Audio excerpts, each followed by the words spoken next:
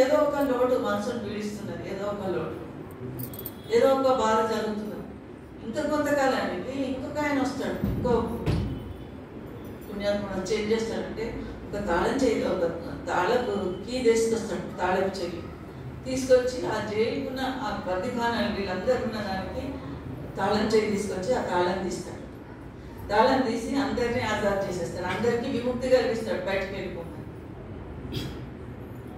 మన సద్గురువు కూడా అంతే. మనందరం ఆ జైల్లో ఉన్నాం. ఈ కొంచెం కొంచెం సుఖాలతో చూసుకొని మనం ఇందులోనే నిమగ్నం అయిపోతున్నాం, సంతోషపడిపోతున్నాం. కొంచెం సుఖం దొరకగానే ఇంట్లో వసతులు బాగా అయ్యేసరికి సుఖం, కానీ అసలైన లక్ష్యాన్ని మనం మర్చిపోతున్నాం. ఆ జైల్లో ఉన్న వాళ్ళు ఏమో దొరికిన వాటితో సంతోషపడ్డారు, కానీ ఇంటికి వెళ్ళిపోవాలి అనేది అయితే ఒక దుఃఖం లోపల ఉన్నది. వాడు ఎంత మంచి తిండి పెట్టని, ఎంత మంచి సౌకర్యాలు చేయని, చల్లని నీళ్ళు ఇయని, దుప్పట్లు రగులు కప్పని, లేదు, సంతోషం లేదు. అయ్యో మన ఇంటి దగ్గర అందరూ ఎట్లున్నారో ఏమో, తల్లిదండ్రులు ఎట్లా ఉన్నారో, కుటుంబం ఎట్లున్నారో, భార్య పిల్లలు ఎట్లున్నారో, కుటుంబం ఎట్లున్నారో అని బాధ ఒకటి లోపల ఉండే. తన ఇంటికి పోవాలని వాళ్ళకి లోపల మనసులో ఉన్నది, కానీ స్వేచ్ఛ ఇచ్చేవాళ్ళు లేరు. కానీ ఇక్కడ ఆ తాళం చేయి తీసుకొచ్చి ఒక ఆయన తను స్వేచ్ఛ ఇచ్చినప్పుడు ఆయననే తమ దేవుడు అన్నంత భావన కలుగుతుంది. అటువంటి తాళం చేయి తీసుకొచ్చి మనలను ఈ ప్రపంచం అనే చెరసాల నుంచి విడుదల చేసేవాడే సద్గురు.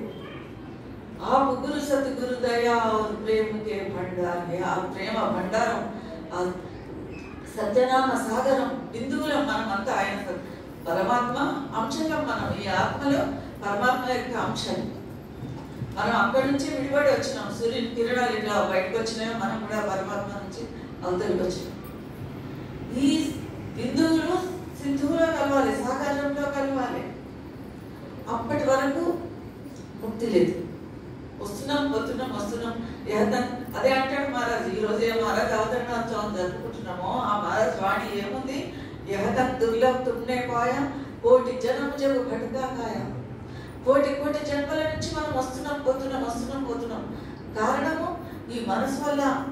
కాదు భగవాన్ సృష్టి మనసు వల్ల ఏం జరుగుతుంది? చైతన్య శక్తి ధార పైనుంచి వచ్చింది.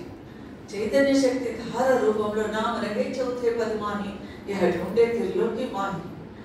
ఆ చైతన్య శక్తి ధార కారణ శరీరంలో ఉన్నది. అది ఆ ధార రూపంలో కిందికి దిగొచ్చింది. ఈ భ్రూమధ్య స్థానంలో ఆగిపోయింది. ఈ భ్రూమధ్య స్థానంలో చైతన్య శక్తి ధార అంటే ప్రకాశము, శబ్ద రూపంలో భగవంతుడు కనిపిస్తున్నాడు, వ్యక్తమవుతున్నాడు. అది మనం పట్టుకోలేకపోతున్నాం. కారణం ఈ మనస్సు. మనస్సు ఆ చైతన్య శక్తి ధార ఆత్మ పరమాత్మ నుంచి విడిపోయి వచ్చింది. విడిపోయి వచ్చి చిక్కుబడిపోయింది. మనసుతో స్నేహం చేసింది. మనసుకి ఏంటి, దీనికి ఏమైనా విషయ భోగాలు కావాలి, సుఖం కావాలి, లాలస కావాలి. అందుకే మన విషయం సే జో భయ ఉదాస పరమారథ కే జామనాస ధన సంతాన ప్రీతి నహి జాతే భోజత ఫిరే సాధుగురు చాలి. ఆ మేల్కొని ఉన్న అంటే తనను తాను తెలుసుకున్న సద్గురు ఎవరైతే ఉన్నాడో ఆయనను అన్వేషించాడు. ఎవరి కోసం ఇది సంతుమతము? విషయ వికారాల పట్ల ఉదాసీనంగా ఉండేవారు. విషయ వికారాల పట్ల ఉదాసీనంగా ఈ మనసు ఎప్పుడు ఉంటుంది?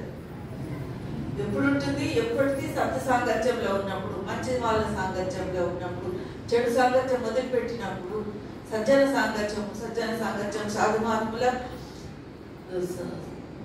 సాంగత్యంలో ఉండి వాళ్ళు చెప్తున్న మాటలను విని ఆచరణాత్మక జీవనం గడుపుతున్నప్పుడు మనసుకు ఇటువైపు మడుతుంది, పరమార్థం వైపు మడుతుంది, లేదా చెడు అలవాట్లపై. ముఖ్యంగా ఈ మన మనసు ఎటువంటిది అంటే ఎన్ని వచ్చినా కూడా సంపదలు కానీ, ఆరోగ్యం, అనారోగ్యం పోయింది, మంచి ఆరోగ్యం వచ్చింది, దరిద్రం పోయింది, మంచి శ్రీమంతం, డబ్బులు వచ్చినాయి, ఇంకేదో సౌఖ్యాలు వచ్చినాయి, అన్ని అడిగినాయన్ని దేవుడు ఇచ్చిండే అనుకుందాం. తర్వాత కూడా మనసు అటువైపు పోతుంది, ఇంకేదో కావాలి. ఇంకే తృప్తి అనేది లేదు. మనిషి మానవ జన్మకు తృప్తి అనేది లేదు. సాక్షాత్ భగవంతుడిని దర్శించుకోవాలి, మనం ఆ ఇంటికి పోవాలనే లక్ష్యమే మనం మర్చిపోయాం. అటువైపు ధ్యాస పోదు. విషయంసే కానీ సంతుమతం ఎవరి కోసము?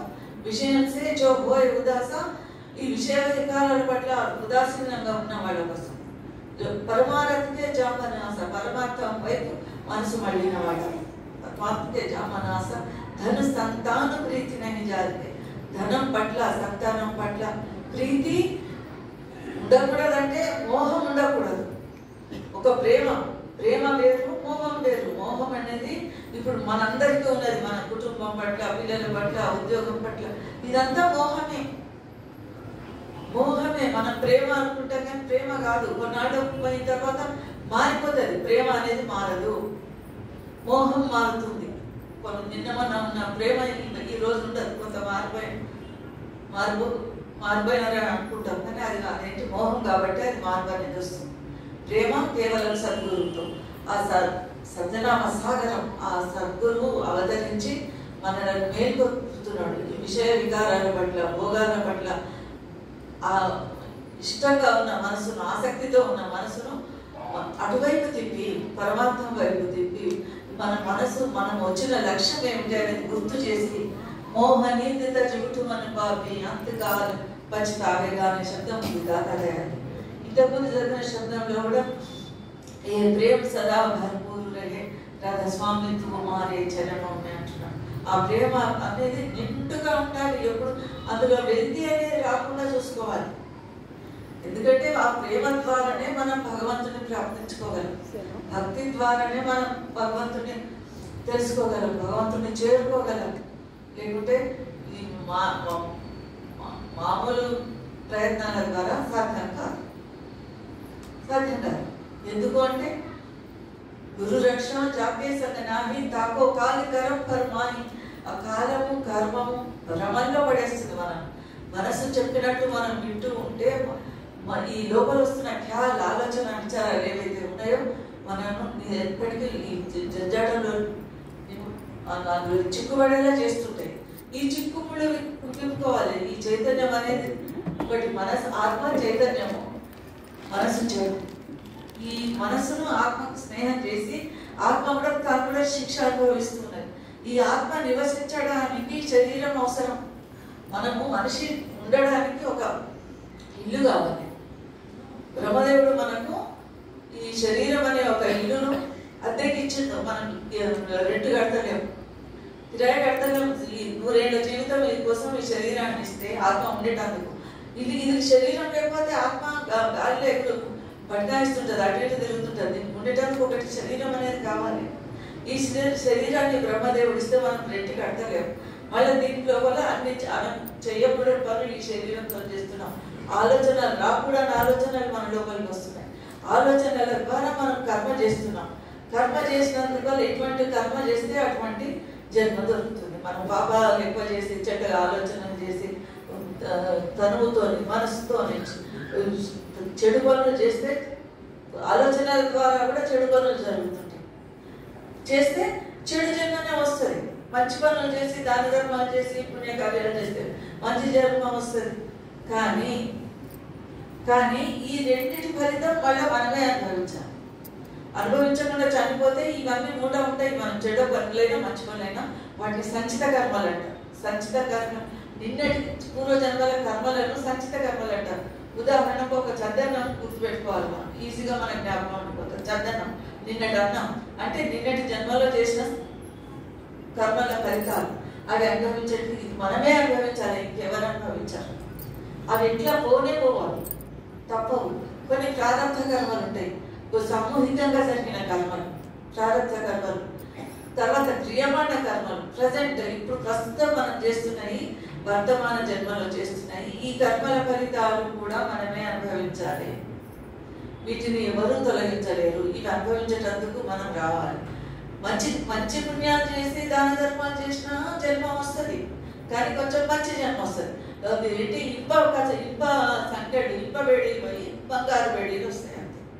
చెడు కర్మలు చేస్తే చెడు ఫలితం వస్తుంది. మళ్ళీ బీద ఇంట్లో ఉండడము, బీద కష్టాలు అనుభవించడం, ఇవన్నీ తప్ప. పాపాలు చేస్తే అవయవ లోపాలు, అంగహీనాలు జరుగుతుంటాయి. అవయవాల లోపాలు, కాళ్ళు పని చేయవు, చేతులు పని చేయవు, మైండ్ పని చేయదు, పిచ్చి పిచ్చిగా తిరుగుతుంది. ఇవన్నీ కూడా కర్మ ఫలితాలు. ఎవరిదే భగవంతుడు అంతే పరదేశు అంటుంటాడు. కోయి సుఖ దుఃఖ का नहीं दाता तेरे ही है भूल सब कर्म अपने करते हैं अनुकूल అవరు ప్రతికూలు సగు. బాగా శ్రీమంతుడు డబ్బులు దానం చేసిండు, పుణ్యకార్యాలు చేసిండు, దుప్పట్లు దానం చేసిండు, చల్లటి నీళ్ళు ఇచ్చిండు, భోజనాలు పెట్టించిండు. ఇటువంటి ఆయనకి ఏంటి మంచి జన్మ, వచ్చే జన్మగా టాటానో బిర్లానో అయిపోతాడు, లేదా ప్రధానమంత్రి అయిపోతాడు, రాష్ట్రపతి అయిపోతాడు. కానీ అది బంగారు సంఖ్యలు, బంగారు వేడి. బంగారు వేడి చేసినా తప్పదు. సి క్లాస్ జైలు నుంచి ఏ క్లాస్కు మారినట్టు అంతే. కానీ ఈ పుణ్యకార్యాల వలన లేదా విగ్రహాల దర్శనం చేసి తీర్థయాత్రలు చేసి ఇవన్నీ చేయకూడదని కాదు, శుభకర్మలే. కానీ వీటి వలన ఈ చావు పుట్టుకల నుంచి మనం బయటపడలేము. జనన మరణ చక్రం నుంచి మనం బయటపడలేము. జనన మరణ చక్రం నుంచి బయటపడాలంటే కేవలం ఒక సద్గురు సాధించం కావాలి, సత్సంగం కావాలి. దీన్ని సత్సంగ వివేకున పోయి రాము కృపావి సులభన సోయి. సత్సంగం లేదే జ్ఞానం కలగదు, సత్సంగ వివేకం కలగదు. వివేకం సత్సంగం వల్లనే దొరుకుతుంది, గురువు గారి సాన్నిధ్యం వల్లనే దొరుకుతుంది. మరి ढाई घड़ी का सत्संग, 100 बरस की इबादत से 2.5 घड़ी का सत्संग बेहतर है అంటారు. 100 ఏళ్ల తపస్సు కంటే 2.5 గంటల సత్సంగం గొప్పది అనేది మహారాజు చెప్తారు. అంటే 2.5 గంటలు నాకు ఒకప్పుడు తెలియక నేను అడుగుతుంటే ప్రేమానంద మహారాజు వచ్చినప్పుడు, మరి ఈ మాట అంటున్నారు కదా 2.5 గడియల సత్సంగం నయం కదా, మరి 100 ఏళ్ళ విశ్వామిత్రుడు 1000 ఏళ్ళ తపస్సు చేసిన దానికంటే 100 ఏళ్ళు తపస్సు చేసిన దానికంటే 2.5 గడియలు అంటే మహారాజ్ పుట్టి నుంచి గంటలు జన్మంతా కొన్ని 1000 గంటల సత్సంగం అయింది అంటే మహారాజ్ అన్నాడు, ఏ నై పెట్టి ఏ సత్సంగం నయ్యే, ఇది బాహ్య సత్సంగం. ఇది బాహ్య సత్సంగంలో సద్గురు గురించిన మనం చర్చ జరుగుతుంది, సద్గురు ఇచ్చిన శబ్దాలు చదువుకుంటాము, ఇవన్నీ జరుగుతుంటాయి. దాని గురించిన చర్చ జరుగుతుంటుంది, పరమార్థ చర్చ జరుగుతుంటుంది. గురువు ఉపదేశించిపోయిన మాటల గురించి మనము తెలుసుకుంటూ ఉంటాము. ఏం చేయాలో లైన్ ఆఫ్ యాక్షన్ తెలుస్తుంది, ఏ విధంగా చేయాలనో, ఏ పనులు చేయకూడదు, ఏ ఖ్యాలాలు మన లోపలికి రాకూడదు, ఇవన్నీ రోజువారి జీవితం ఎట్లా గడపాలని తెలుస్తుంది. అంతవరకు కరెక్ట్. ఇది బాహ్య సత్సంగం. ఇంకొకటి అంతర సత్సంగం ఉంటుంది, లోపల సత్సంగం ఉంటుంది. ఆత్మ పరమాత్మను చేరుకునేది, సురత శబ్దాన్ని చేరుకునేది అసలైన సత్సంగం. దాని గురించి ఇక్కడ మహారాజ్ ప్రస్తావించాడు.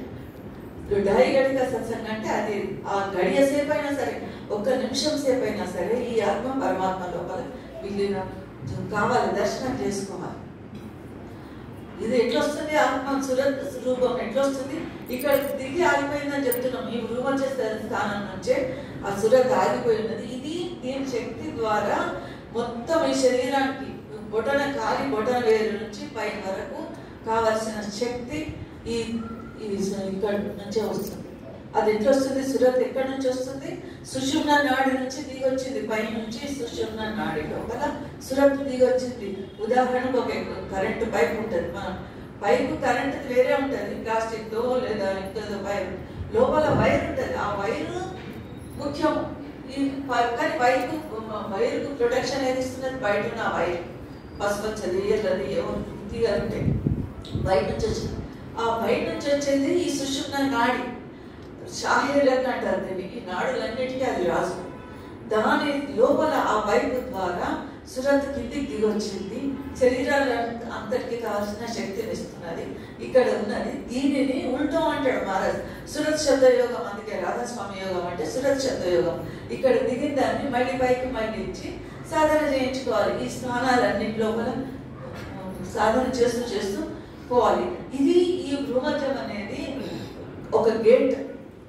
దీని నుంచి పైకి పోవాలంటే ఇది సూది బెజ్జం అంతా, సూదికున్న రంధ్రం అంతా పల్చగా ఉంటుంది. ఈ గేట్ తాళం చేయి ఎక్కడున్నది? ఎక్కడో లేదు, బయట లేదు, మన లోపలనే ఉన్నది.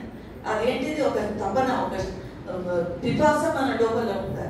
ఆ పిపాస ద్వారా, తపన ద్వారా మనం నిరంతరం సాధన, ధ్యానం, సద్గురువు ఏది ఉపదేశించిన నామం ఉన్నదో దానిని, గురువును మనం మనిషి అని అనుకోవద్దు.